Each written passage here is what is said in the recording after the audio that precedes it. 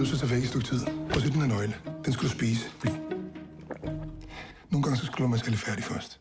Inde på banegården, der er der en taske. Den taske, den henter du og graver ned i skoven op ved mors hus. Jeg er godt begravet et andet sted. Ej, det glemte jeg. Han hedder John nu. Hvorfor fanden vil du ikke have Manfred mere? Altså, du kan jo ikke bare komme hjem, når du har været væk så længe, og så tror du, at alt er det samme. Ja, John. Så er den dobbelt vildlænderen. Du ligner ham jo ikke engang. Du har ikke engang de rette briller på. Det er vi ved at spare op til. Stop det nu. Manfred, nu fortæller om, hvor den... Er han okay? Det er kun overfladiske skræk. Men kan jeg så ikke tage med hjem? Hvis du sniger 500 mand ned i lommen på mig, så kan du bare tage ham. Dissociativ identitetsforstyrrelse.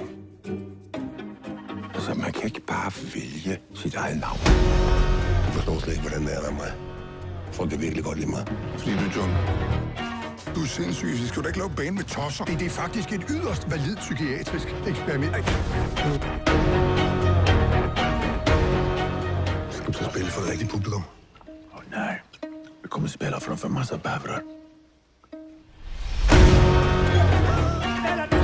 Hvad er det, Anker leder efter ude i skoven?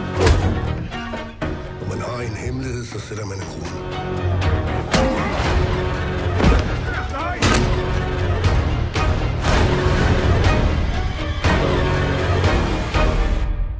Lothar, svara mig ärligt nu. Har jag inte ljust hår? Och är inte mina ögon blå? Jamen...